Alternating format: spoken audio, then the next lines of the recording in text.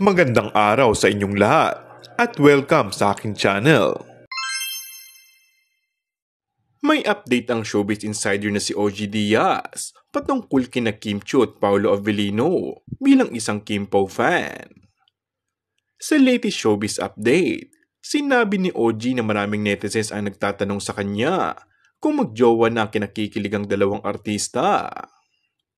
Ang diretsang sagot ng talent manager vlogger ay oo, di ba sila na?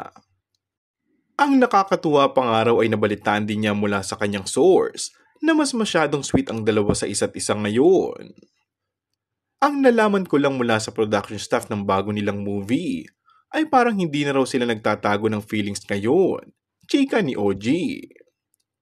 Say pa niya, okay sila sa set, sweet, maging sa ilang ganap na magkasama sila. Gaya umano sa mga post nila ngayon, lalo na noong may pa-black screening ng pelikula ni Vice Ganda, magkasama at sweet ang dalawa. Samantala, ngayon pa lang ay inaabangan ang kauna-unahang rom-com movie ni Kim at Paolo na mapapanood na sa susunod na buwan, February 12.